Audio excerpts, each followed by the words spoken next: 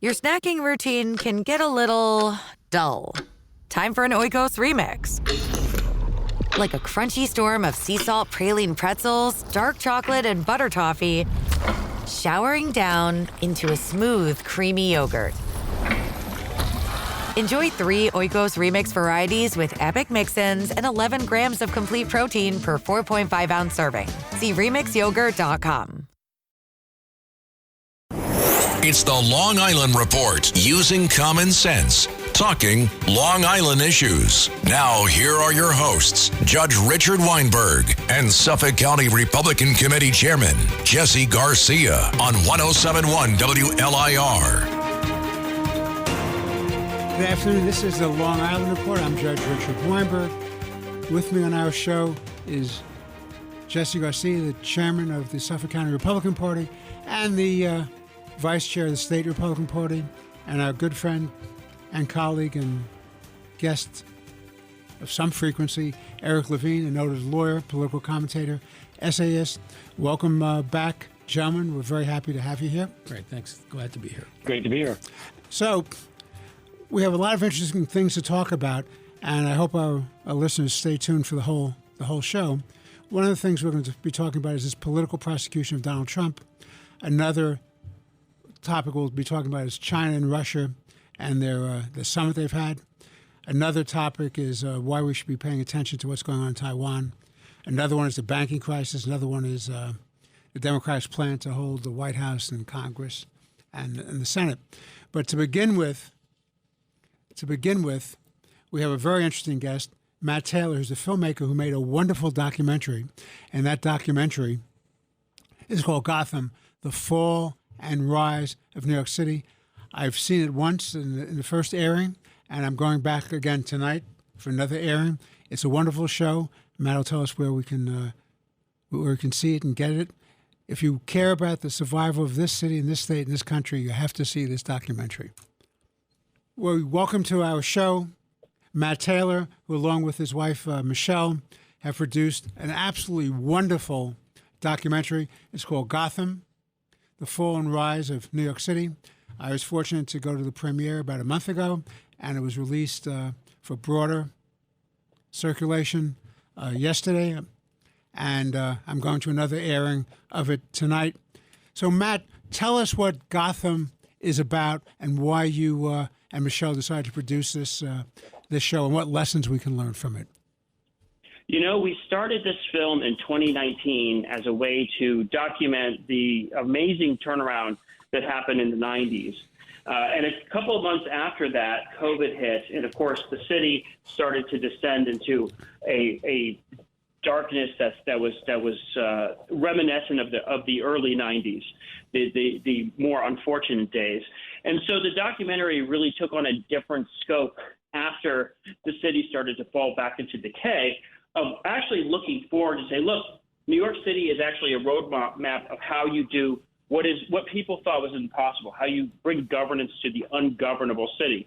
So we decided to expand the project to talk about how we got there in the first place, starting in 1966 with John Lindsay. And we go through Koch, we mentioned Beam briefly, we go through Dinkins, Giuliani, and then actually all the way through Bloomberg to 2013 to show not just that it happened, to show specifically how it happened, and also to show some of the heroes that were working towards this before the Giuliani administration came in, people like Dan Biederman or Cy Flegel or Peter Ballone. And we also get into some really fascinating kind of lesser-known ideas, say like the tossing out of the Board of Estimate, which changed the governance system in New York City so radically. Some of these things wouldn't have happened had this not have happened earlier in 1989. So the film is really a comprehensive history of 50 years of the fall and rise of New York. It is absolutely to that point, and it has all the practitioners, the people on the ground, the people who did the work, and the people who got in there in the mud and changed it. And so that is what the film is here to do.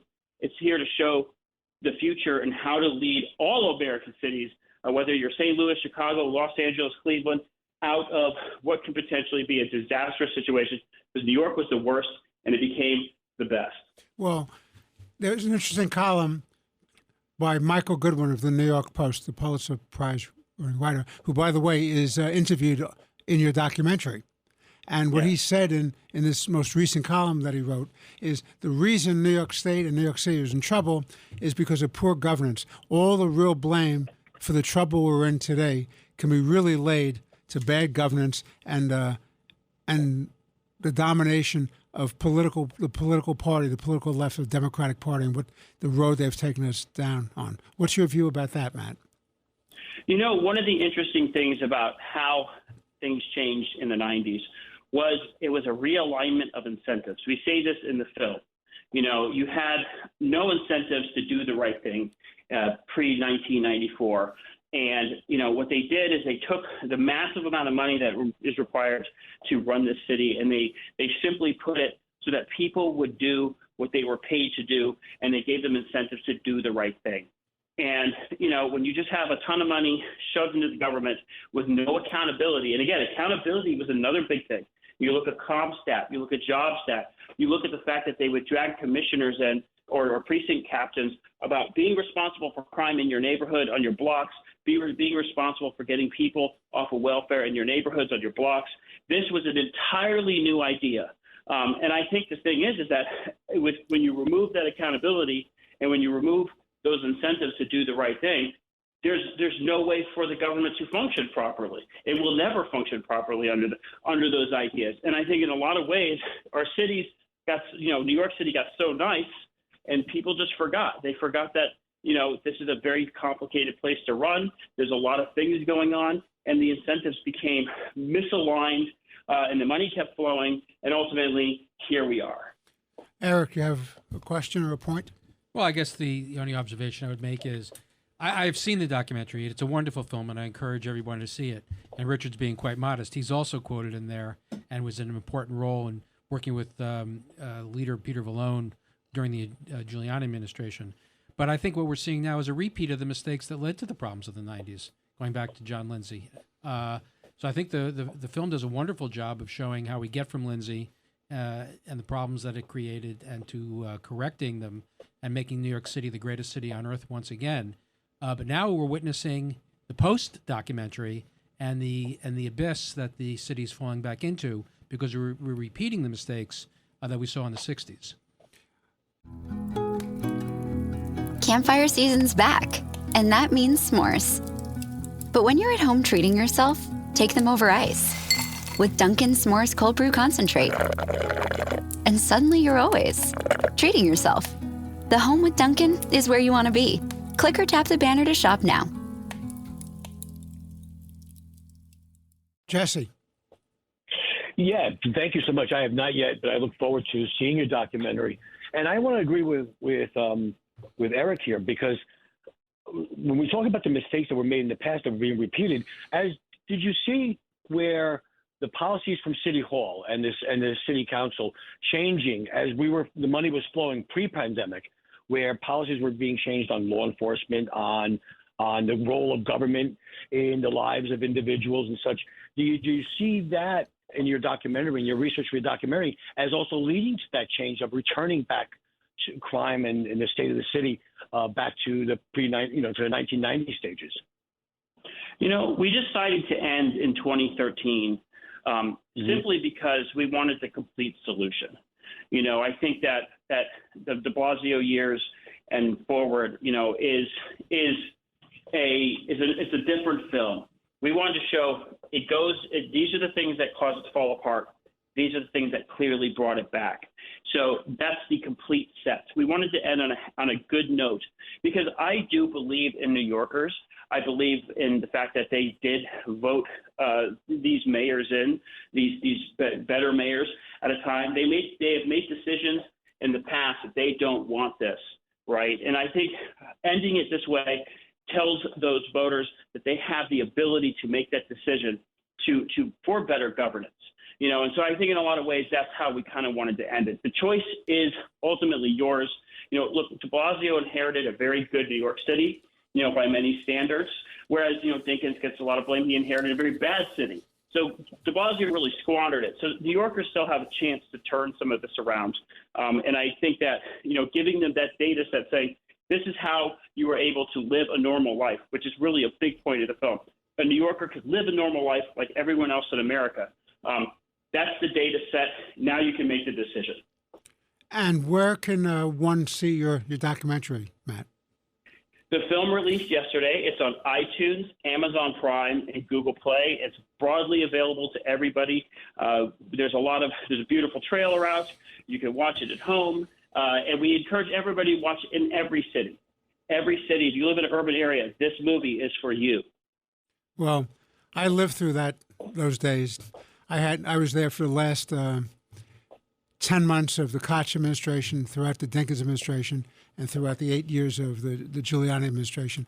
And I will tell you, as I sat there watching this, and I realized that what it takes is people to stand up, fight to do the right thing, and understand that to preserve and protect the great metropolis that New York City is, you can't take it for granted. You have to do the fight every day. And I think your film sets that out perfectly. And what I'm really looking forward to, Matt, is you and Michelle producing another one, picking up where you left off, going through the de Blasio years to the current time. So I'm going to hold my breath, and I'm going to encourage you to do the next one. Excellent. I will do that. So on behalf of Eric Levine and Jesse Garcia, I want to thank you very much for being our guest. We wish you every good wish for the success of this film. And more importantly, we certainly hope that people will watch this show and learn the positive lessons, how we can preserve and protect our urban areas. Thanks again, Matt, for being on. I appreciate it. Thank you so much for having me. It's a great honor. So, gentlemen, that was an interesting conversation. Matt is a wonderful guy. He's absolutely terrific, and his wife, Michelle, is terrific. And I remember when they first came in, I met them, and we were talking about doing this, people asked the question, well, who cares? Why are you doing this? And I go back to one of my favorite references I use all the time, the George Santayana line, those who forget history are doomed to repeat it. And what this film really teaches us is you have to have the will, the strength, and the courage to do the right thing, and you can preserve and protect our wonderful city and our wonderful state. I want to switch gears, gentlemen. As we're talking together today, a precedent-setting investigation has gone on. There's been testimony presented to a grand jury. The target of that grand jury investigation is a former president of the United States, Donald Trump.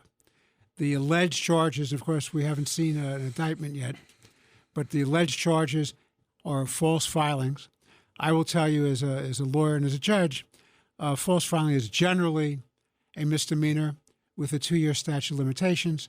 To go away from the 2-year statute of limitations, to get to a 5-year statute of limitations, you have to show a felony. The way you get to the felony by showing the commission of another crime, and so the first crime, the false filing, is in furtherance of another crime or to conceal the original crime. That's what gets you to the 5-year statute of limitations. But there's a larger issue, whether this case should even be investigated.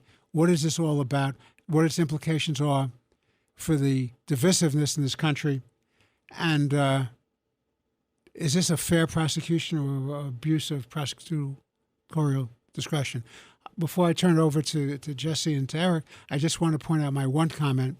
When I was doing some research on this, I came across a favorite speech from Justice Robert Jackson, who's Attorney General of the United States and Chief Prosecutor Nuremberg. And he gave a speech when he was Attorney General to the Justice Department lawyers. And he said the ability to single out an individual for persecution or prosecution and then to find the crime to bring him down against your political opponents is a very formula for destroying a democracy. So let's start with Eric, your commentary. Well, first on that exact point, that was Stalin's view. You show me the man and I'll show you the crime. That was bury it to Stalin. That's right. That's the Stalin view. Now, before I give a general comment about the prosecution, I should start from the premise that anyone who knows me, has read anything I've written or heard me on the radio, I think Donald Trump is an irredeemably flawed human being who is unqualified to be president. Ryan Reynolds here from Mint Mobile with a message for everyone paying big wireless way too much. Please, for the love of everything good in this world, stop. With Mint, you can get premium wireless for just $15 a month. Of course, if you enjoy overpaying, no judgments, but that's weird. Okay, one judgment. Anyway, give it a try at mintmobile.com/switch.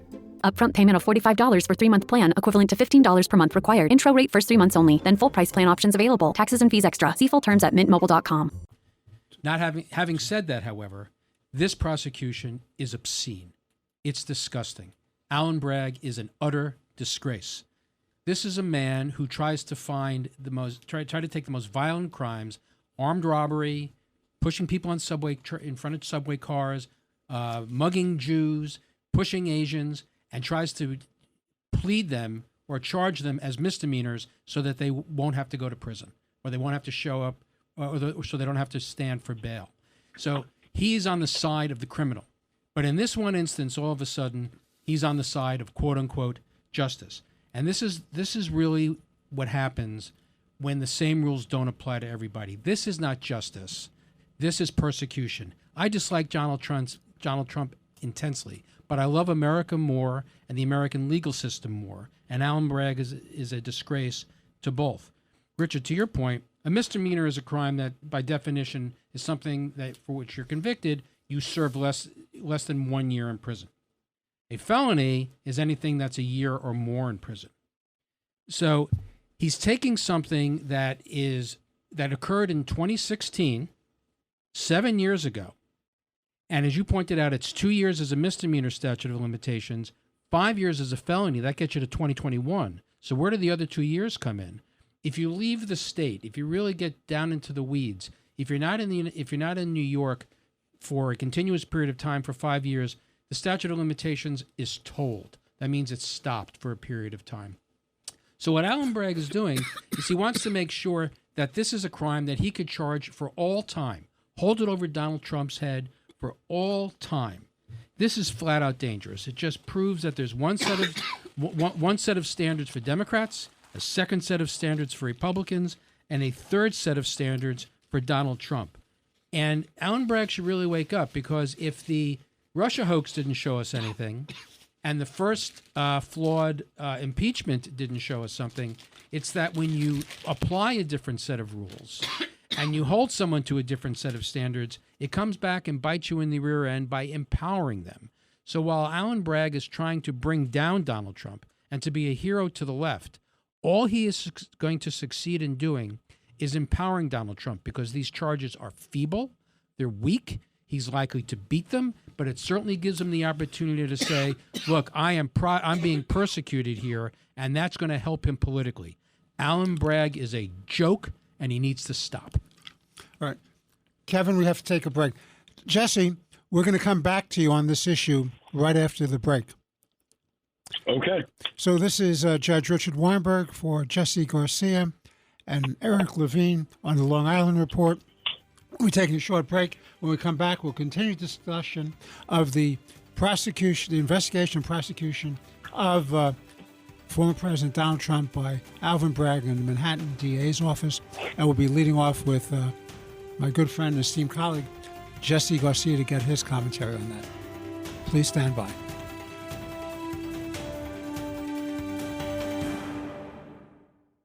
We're shipping Mother's Day gifts with a rapid-fire round of questions. Ready? Yes. My gift. Can you pack it? Yep. Ship it? Yes. Guarantee it? Of course. Oh, send gift baskets? For sure. Protect electronics? Dog-proof it? Return it if they hate it? Yes, no, and yeah. Are you the UPS store? Hey, we have a winner! Visit the upsstore.com/guarantee for full details. Most locations are independently owned. Product, services, prices, and hours of operation may vary. See Center for details. The UPS Store. Visit a store today. It's the Long Island Report, using common sense, talking Long Island issues. Now, here are your hosts, Judge Richard Weinberg and Suffolk County Republican Committee Chairman Jesse Garcia on 107.1 WLIR. This is the Long Island Report. We're back. I'm Judge Richard Weinberg. With me is Jesse Garcia, the Vice Chair of the State Republican Party, the County Chair of the Suffolk Republican Party, and Eric Levine, esteemed lawyer, political commentator, and an essayist. We're going to get to Jesse in a moment, but you had a final thought or two. Right. So, Eric. Right, thank you. So the important thing to keep in mind, Richard, this was something you had mentioned, in order to get the misdemeanor to be turned into a felony, it has to be to advance another crime, which is a felony. In this case, it would be to violate federal election laws. that's generally under the jurisdiction of the federal government. The federal government is fully aware of all the facts and chose not to prosecute the case. So now you can have some Manhattan DA prosecuting the case. And the idea behind falsifying the records because it was hushed up, any lawyer in the state of New York or any lawyer that's practiced between the Atlantic and the Pacific will tell you that confidentiality agreements are very common. You make a payment in exchange for a service, as bizarre as the service may be, and it's perfectly legitimate for it to remain confidential. It's not clear that any law has even been violated. So to say that this is a stretch is a stretch. Jesse. Yeah, thank you. I think that Eric laid it out legally on the terms of how this is flawed and how this affects everyday Americans. If you can do it, when you have a different set of rules for different sets of people. Right here, it's a clear demonstration of a political prosecutor who is backed by George Soros, who is weaponizing his office for the purposes of exacting a political agenda. It's amazing that this is a crime that he chooses to prosecute and to chase, when, as we pointed out earlier in this conversation, that there are violent crimes going unaddressed every day in the city of New York, every day in Manhattan. And this is nothing more than that situation. This is something that we should all be very concerned about, because at one point or another, we could be that same individual that, there's a different set of rules for us. That's why, whether we agree with it or not, and I don't believe that it's just for the defense of Donald Trump, that the Speaker of the House, Kevin McCarthy, said that he wants to make sure we investigate how federal funds were being used by the Manhattan DA's office. Not for the purposes of defending Donald Trump, a former president. I think it's for the selective enforcement and the changing of the rules, and the selective, as we pointed out, that's where it's wrong. We're a land of rule of law, and that's what we depend upon. That's what keeps us together. And we don't need these type of political operations and prosecutions to divide us even further. Well, I'll tell you, it's very telling. You had the Attorney General of the state of New York, as well as the Manhattan District Attorney. If you go back and you listen to their campaign speeches or see their public statements, you'll see each of them, as part of their campaigns, made it a point to indicate that they thought Trump was guilty of something, and they were going to pursue him when they took office. Both of them did that. Tish James as Attorney General, Alvin Bragg as District Attorney. I know both of them very well. I like to say I like them and as persons. I think what they've done here is wrong. I think it's an abuse of their oaths and the office. And I think more importantly, as both of you gentlemen have correctly pointed out, there are real crimes out there that have to be dealt with to protect the public. Because without protecting the public, government has no moral authority to govern. It's as simple as that. And the problem is, as we sit here now, the state of New York, the legislature and the governor are working out a budget deal. And they have to adopt the budget under law, if it's on time, by April 1st. Now, Kathy Hochul made the bad political judgment of giving the members of the legislature a raise before she got her Court of Appeals chief judgeship nominee through. And that has weakened her considerably, not only with respect to the public perception that she's not strong enough to fight a left-wing legislature, but also in negotiations of the budget. A budget, as people who have done this work, as I have, the budget is the ultimate expression of public policy in the political process. She should be fighting for reforms to the so-called bail reform law. She should be fighting to raise the age law and bring it back so 16-year-olds and 15-year-olds with guns, or people who assault people and put them on the verge of death or paralysis, aren't treated as kids in family court. She should be giving prosecutors an opportunity to really investigate and prosecute cases and get rid of this discovery, open file discovery within 15 days, because you really can't put a case together in time. That's what Kathy Hochul, our governor, should be doing. And she should be leading the fight. And DAs, and you have 2 DAs out on Long Island, Jesse, who have been doing this, as well as the DA up in Albany, who said these laws are themselves a violation of the public trust, and they must be changed.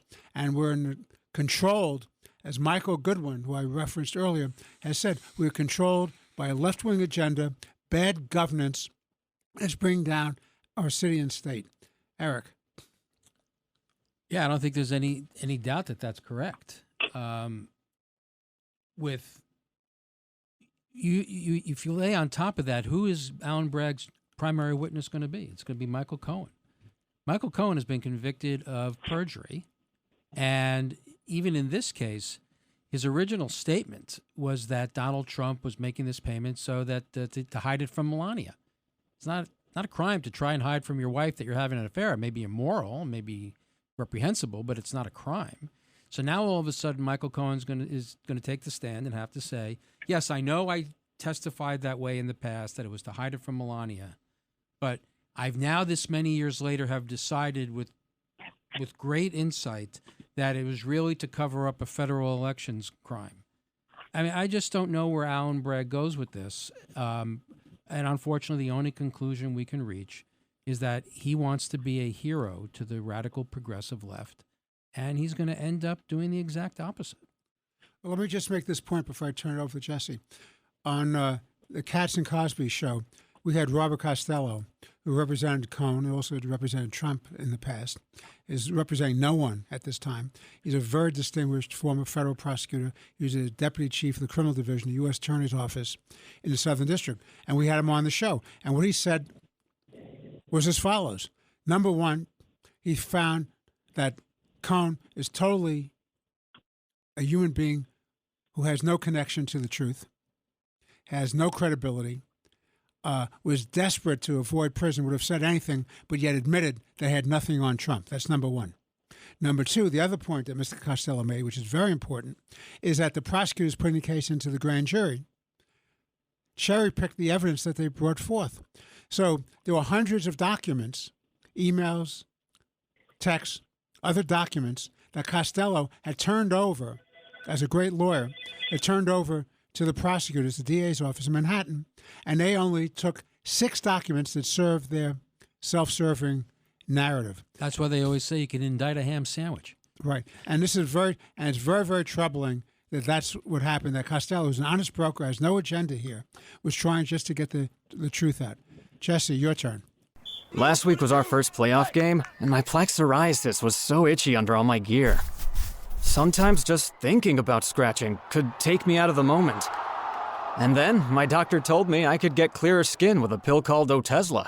Otezla apremilast is a prescription medicine used to treat adult patients with plaque psoriasis for whom phototherapy or systemic therapy is appropriate. Otezla can help you get clearer skin after just 4 months. Okay, ready for the next game. Talking to my doctor about a pill was a total game changer. Don't use Otezla if you're allergic to it. Get medical help right away if you have trouble breathing or swallowing, swelling of the face, lips, tongue, throat, or arms. Severe diarrhea, nausea or vomiting, depression, suicidal thoughts, or weight loss can happen. Tell your doctor if any of these occur and if you have a history of depression or suicidal thoughts. Live in the moment. Ask your doctor about Otezla. Call 1-844-4-OTEZLA or visit Otezla.com for prescribing info about cost, and more.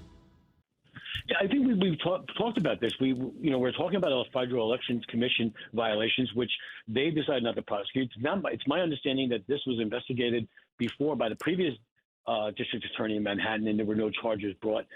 And as you both pointed out, you had a flawed witness whose testimony has been found to be who's perjured himself. I just don't know where this district attorney goes here and in which direction. Let's remind the listeners that this is the same district attorney who, in his opening memo after being elected several years ago, told his ADAs, don't prosecute violent crimes, don't prosecute all these crimes in Manhattan. He wanted to just push, throw them under the rug and push them under the rug. So my fear, and you guys are two wonderful members of the bench or the legal society. I mean, who stops this DA? I mean, I know the governor can remove him, That's not going to happen. But when you have a prosecutor who's gone rogue and is just exerting a political agenda, where does it stop, and how does someone like that get stopped other than the ballot box? Well, that's it. It has to be the ballot box. Yeah. And that's a lesson that Alan Bragg needs to learn. Yes, If Donald Trump is to get the nomination, he has to win the nomination. If someone's going to beat Donald Trump for the nomination, they have to get the votes. That's what this republic is about. It's a democracy. It means we vote. The citizenry gets to decide. And and Alan Bragg is going to have to stand the test of time. He's going to have to go out there and he's going to have to make his case to the voters when he's up for re-election. And if the voters like what he's doing, he's going to win. If they don't, he's going to lose. But it comes down to the voters, and both Alan Bragg and Donald Trump are political animals, and they need to be held accountable to the voters, not some political agenda. Well said.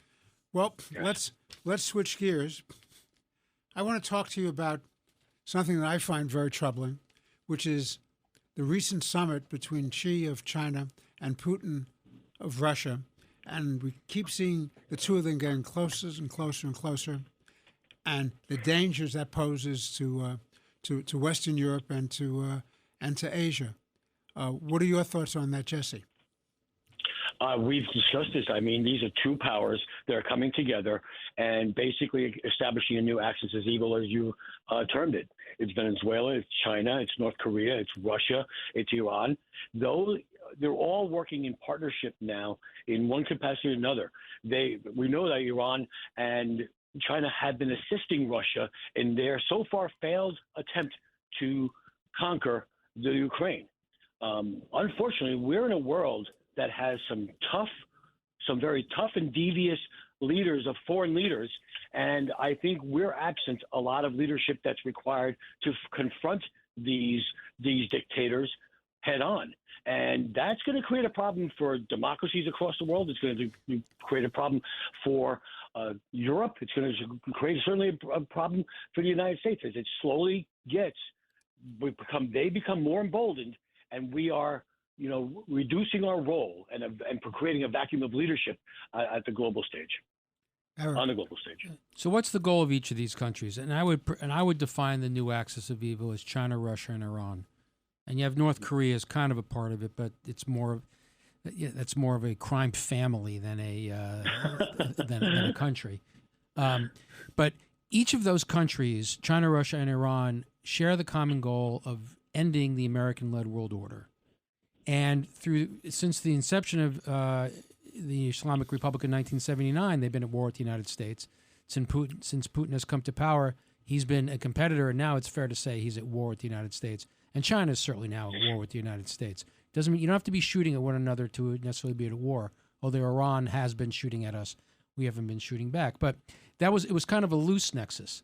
As time has gone on, as Richard has pointed out, it's getting closer and closer and closer. It is now emulating more the axis of Germany, Japan, and Italy in the 1930s. And that is really quite frightening.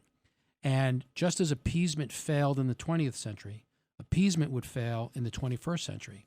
So when Joe Biden tries to appease the Ayatollah in order to encourage the Iranians to re-enter the JCPOA, the nuclear deal, that empowers China, that empowers Russia. When Joe Biden surrenders catastrophically in Afghanistan and turns tail and runs, that empowers China, that empowers Russia, that empowers Iran.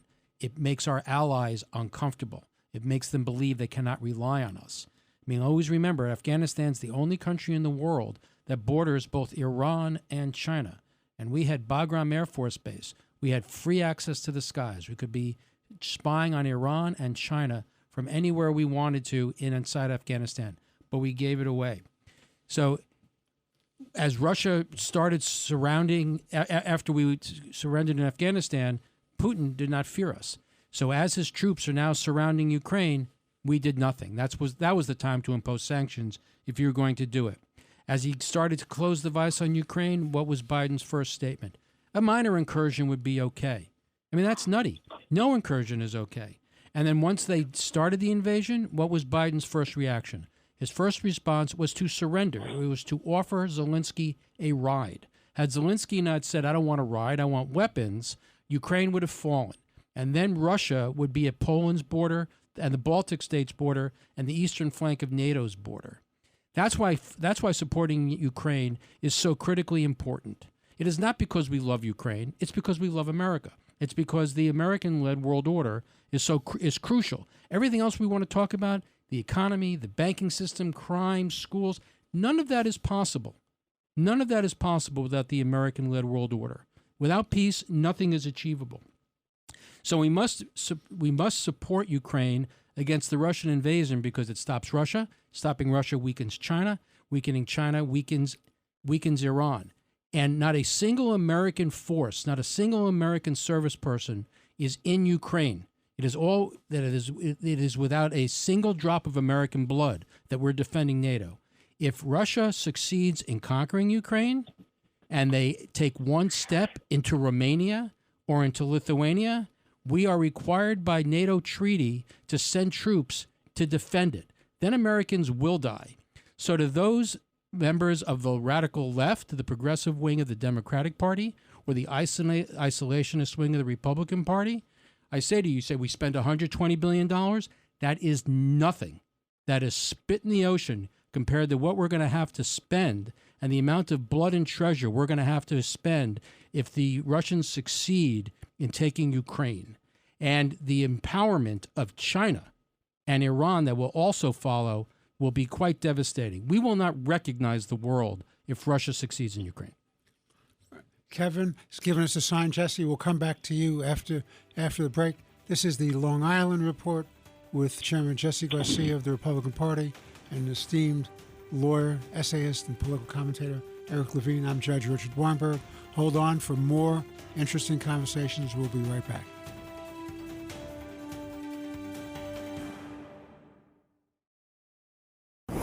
It's the Long Island Report, using common sense, talking Long Island issues. Now, here are your hosts, Judge Richard Weinberg and Suffolk County Republican Committee Chairman Jesse Garcia on 107.1 WLIR. This is the Long Island Report. We're back. This is Judge Richard Weinberg with Chairman Jesse Garcia of the Republican Party and Eric Levine, esteemed attorney, political commentator, and essayist. So, Jesse, I want to get your thoughts because I think Eric's points and your points are very well taken. You can't look at this in isolation. When you listen to the right-wing, extreme right-wing isolationist Republicans and the extreme left-wing Democratic progressives, and they say it's not our fight, we don't care, it doesn't matter. I submit to you it does matter. There was a great article in the National Review by Francis Suarez, who's the mayor of Miami, who, like you, Jesse, is from a family that escaped from the tyranny of a communist regime in Cuba. And this is what he said in response to DeSantis saying this is a territorial dispute. He said, the war in Ukraine is not a territorial dispute. It is a moral and geopolitical struggle between two competing visions of the world. And I think he's absolutely right. And I think that's a great segue to talking about the China threat and China's threat to Taiwan and why that's important. Why do we care about, if we don't care about the Ukraine, should we care about Taiwan, and what should we do about it? Jesse. Well, I think that this is one of those slippery slopes. I believe that this entire operation of China has been probing the lengths and the bounds of this president and the United States as we sit today.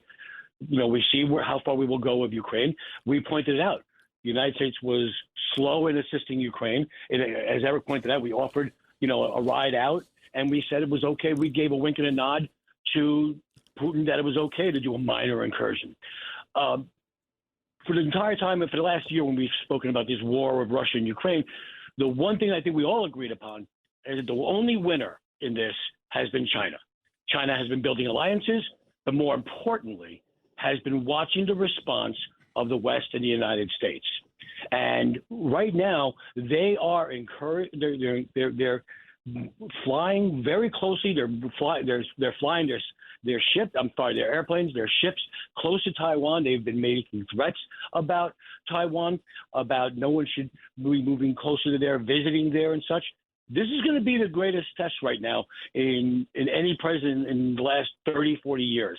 probably since the Cold War, because at one point or another, the United States and its leadership has to decide: is it going to assist and defend the island state of Taiwan, or is it going to sit back and watch China just expand its empire?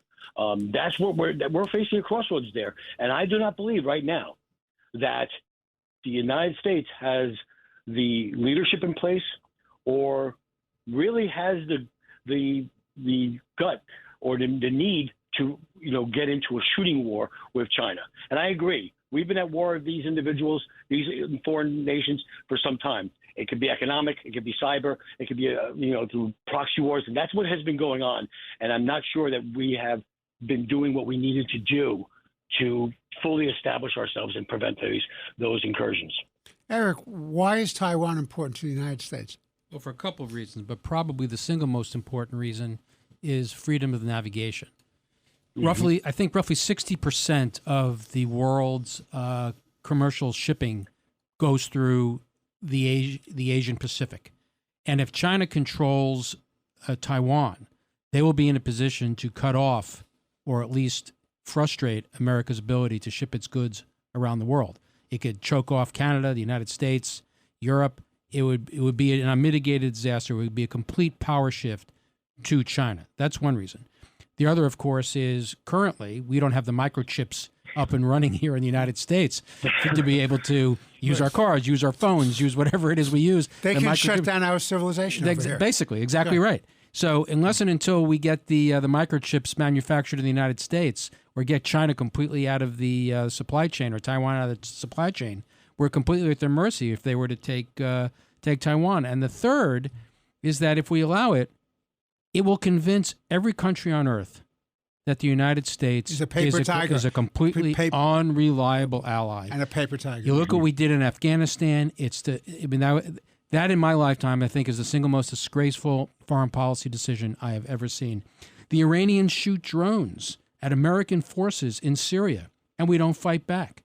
The Chinese fly balloons over the United States, and we wait till they traverses the entire continent before we shoot it down.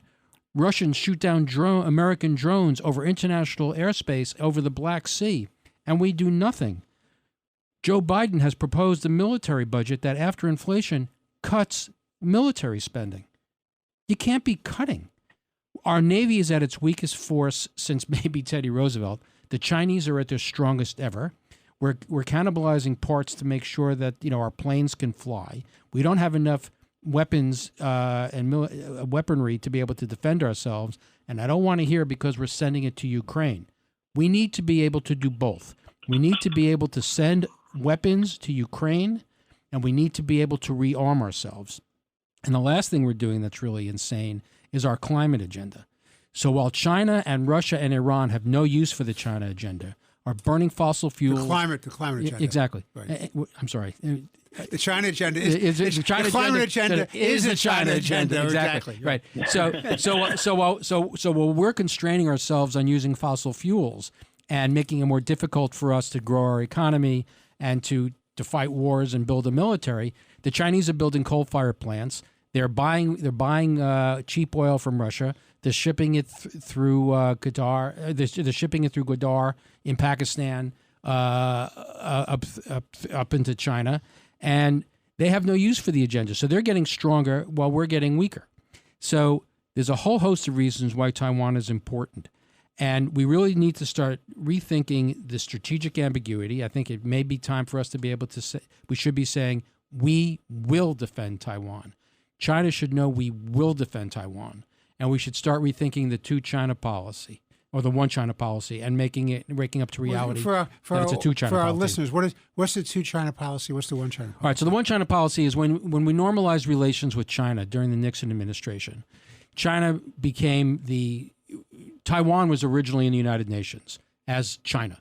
And then when we normalized relations with mainland China, Taiwan was pushed to the side, and the Chinese Communist Party in mainland China became one of the 5 members of the Security Council. Thank you. So, but the theory was always that the United States would say, we just believe in one China, but Taiwan is kind of floating out there. But the understanding is that China will not militarily try to retake Taiwan. So we recognize that Taiwan and China were not two separate countries, but they were kind of a different animal. They weren't really one country either. So currently, we have this idea of strategic ambiguity. Would we defend Taiwan? Let the Chinese wonder if we would. So I think at this point in time, foreign policy or our policy generally is strongest when it is based on reality. The reality is that there's a mainland China led by the Chinese Communist Party, and there's a democratic China in Taiwan. And Taiwan is our ally. And we need, I think, at this point to recognize that it is an independent state and that we need to have a security arrangement with it and persuade China that it cannot attack. Because as Ronald Reagan really has it right, peace through strength. The best way to win wars is to not fight them, is to have your adversaries believe that you will use your military, and if you are engaged, you will lose to the United States. Jesse. Absolutely. I agree with Eric wholeheartedly. We have to be prepared to do everything. We arm ourselves as also arm our allies to prevent these incursions and to blunt these efforts to stop the American-led world order. And again, we have to rethink the one China policy and make it very clear to President Xi that it's not just Taiwan he is going to be facing off of. It's going to be an American-led or American alliance that involves all of those of our partners to prevent the fall of Taiwan. Well, we have to take a break. This is Judge Richard Weinberg. With me is Chairman Jesse Garcia of the Republican Party and esteemed attorney and essayist and political commentator Eric Levine. We'll be back in a moment. Stay tuned for our final segment and more interesting conversation.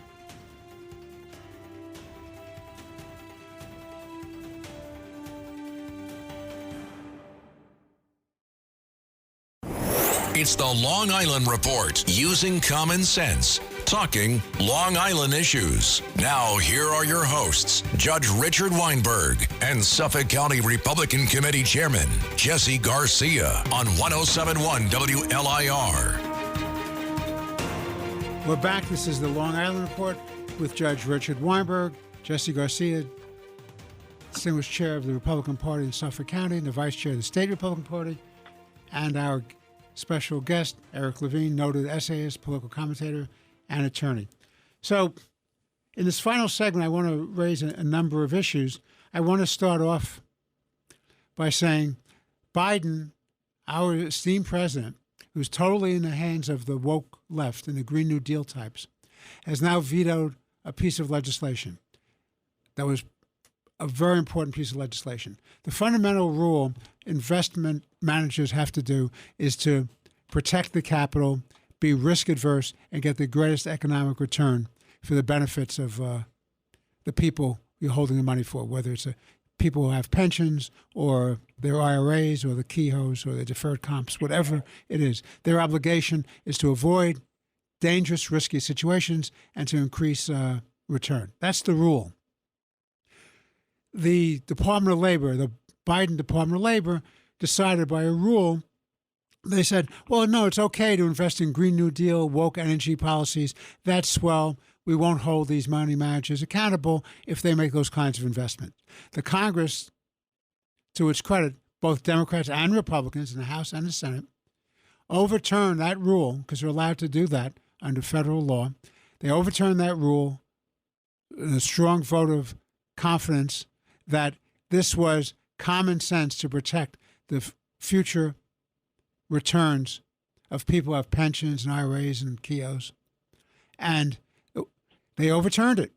And then it goes to Biden's desk as President of the United States, and he's now just vetoed that overturning by Congress. Eric, what do you say about that? Well, this is just an extension of the insane climate agenda. But look, if somebody wants to invest their money in Solyndras or Green New Deal startups, they should feel free to do that. That's their money. They can choose to do that. But if you're giving your money to an investment advisor, you're in a mutual fund, and someone has discretion over trading your accounts, you expect them to invest your money in a way that maximizes return on your investment. You're not asking them to adopt a political agenda. You're investing because you want to be able to retire. You want to be able to live well. So it just turns on its head the idea of the democratization of investments. People should be able to choose where they want to invest, and where they are just investing blindly with someone who's investing for them, that individual should be required to invest in a way that maximizes return, not to advance a political agenda that you don't necessarily agree with. Jesse. Yeah, I'm deeply concerned about this, and not surprised by Biden.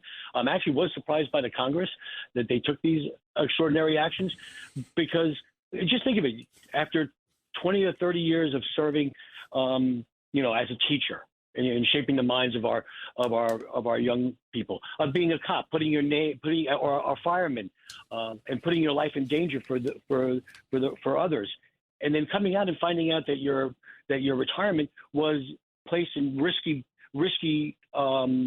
industries and accounts to have nothing. I think this is ludicrous. And Eric pointed out, if it's your money, you should be doing whatever you want to do. However, if you place it in the hands of someone that's going to be charged to invest that for you, there needs to be some guidelines and some rules. They were there for a reason. And I mean, we're probably going to speak about the banking industry in just a few seconds. And look what's happened to the two banks that failed just over the last 2 weeks. They were dealing in this very murky cryptocurrency industry right now that has bottomed out. It was led by SFX and such when they were dealing with the collapse of that company. So I think that this is a wrong situation. You can't put this political wokeness in ahead of its time, and certainly ahead of someone's retirement and investments. Eric. So one thing, when you're talking about the banks, we talk about Silicon Valley Bank and compare it to Signature Bank. It's interesting. Silicon Valley Bank, when it failed because there were two things were going on at the same time. There was some very bad management, and the San Francisco Fed, which had responsibility for regulating it, turned a blind eye and failed to really regulate it. And the question is why?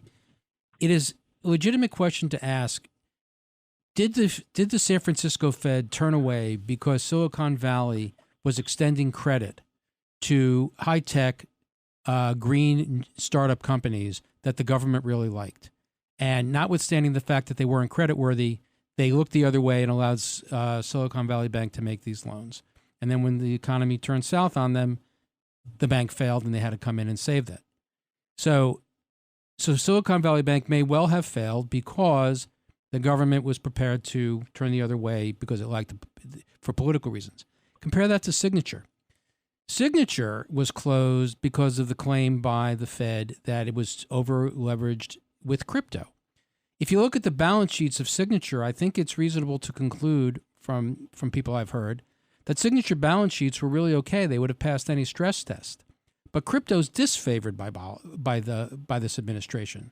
So as a way to punish Signature for being over-leveraged with crypto in their view, they closed down Signature Bank. So that may also have been a political closing. So one failed, Silicon Valley Bank, because for political reasons, they say, fine, go ahead and lend to the green startups.